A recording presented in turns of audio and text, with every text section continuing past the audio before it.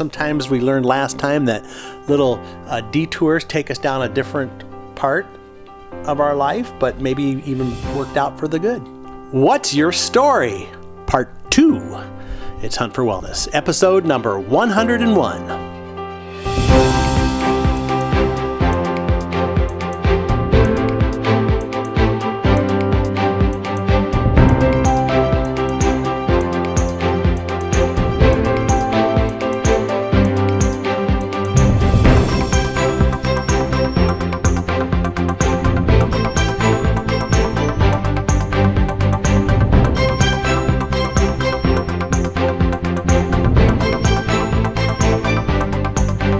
Hello and welcome to Hunt for Wellness. I am John Hunt. And I'm Kristi Hunt. And this is the show where we help you live your best life, mind, body, and spirit. And this episode of Hunt for Wellness is brought to you by waterdistillers.com. Great machines that provide great water for your great wellness. Check them out at waterdistillers.com. And the story goes on. Yes, it does. It's kind of like we had the cliffhanger last time, yes. And we said someone else was going to come in and share their story this time, because everybody's got a story, kind of in recap. Yes. And it kind of shapes who you are and, you know, where you've been and where you're going. And sometimes we learned last time that little detours take us down a different part of our life, but maybe even worked out for the good. That's right. Okay. So who's our guest? Okay, our guest is John Hunt. Wait a minute. Me? Yeah, you. You want to hear my story? Yes. What do you want to know? First of all, so, you know, this show, Mind, Body, what do you want to know about my story? Because I've got a checkered past. Not too checkered. Okay.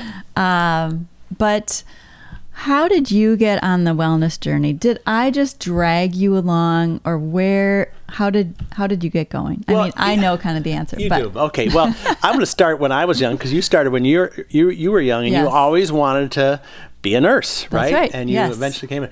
So what did I do? I always wanted to do a production, whether it was a film or whether it was, you know, talking into a tape recorder as radio. And I was just, I loved productions, audio, video, theatrical. And so when I got into college, I thought, well, yeah, I'm going to do this production stuff. I thought maybe I'd go to film school, wasn't sure.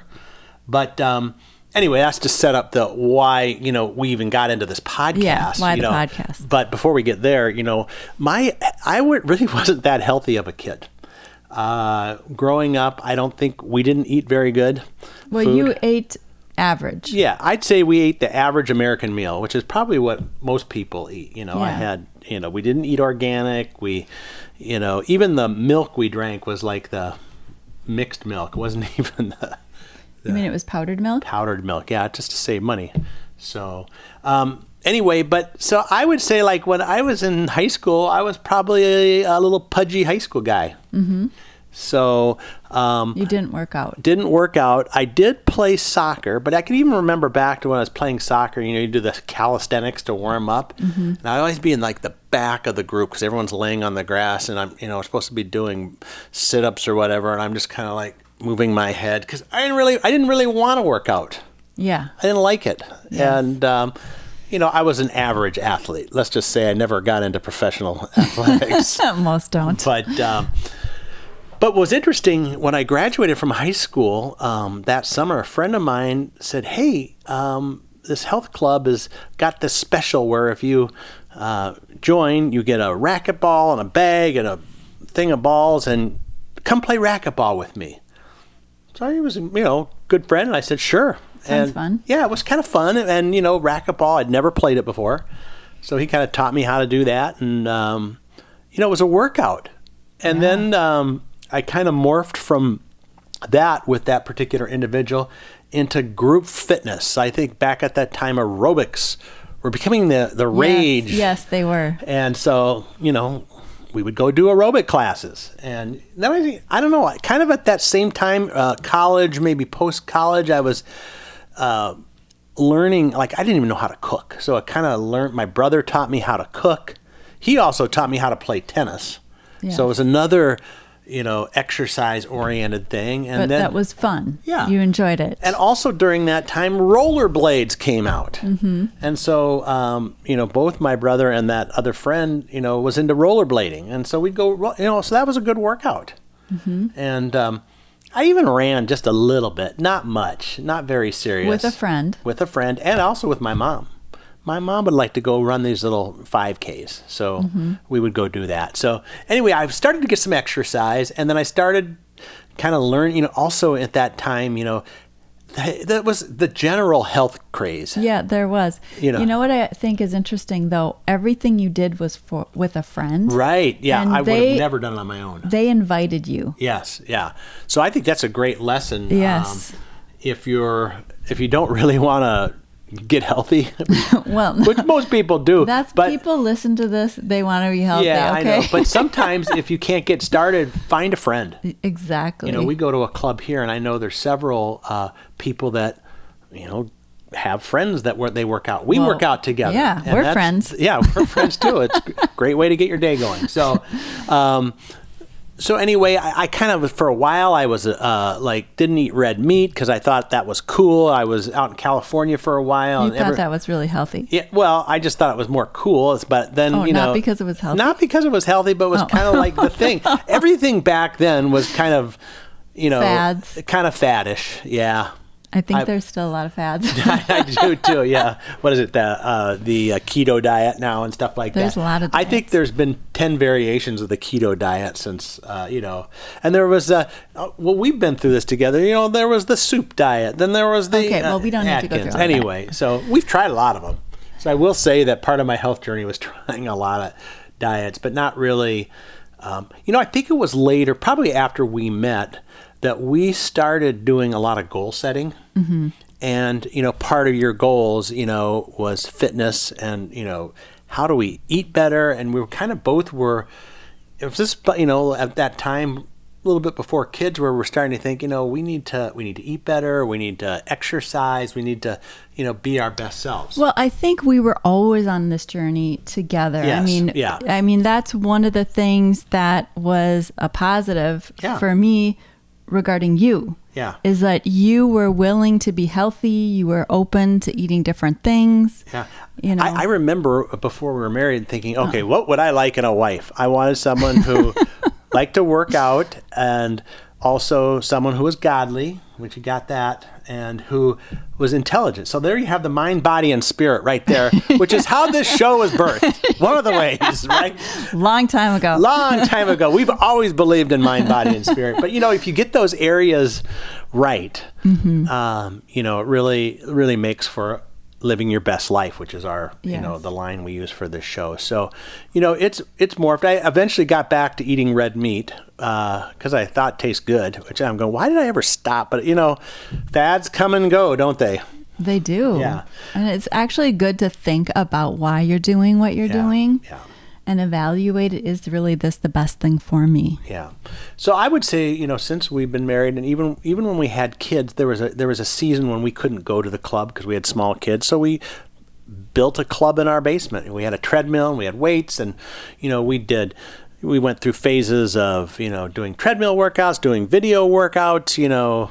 Yep, walking. Walking was for a season where we would walk every day, sometimes twice a day. So it's been a journey. And but it's always now, I mean, our non-negotiables now are, we drink distilled water because we think it's the best for you.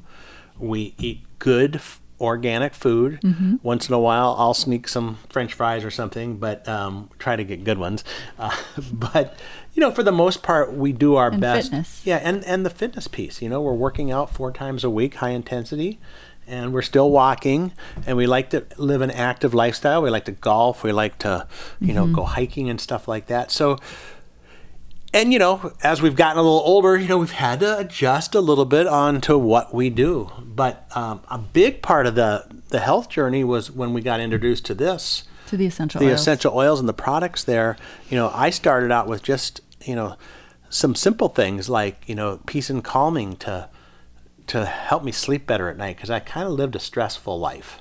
It was hard for you to shut down at the end of the day. Especially if working really hard, to calm down. And then back then there was, we used the Panaway and even peppermint for those, times when we worked out and we started feeling a little sore. Yeah. So those were great.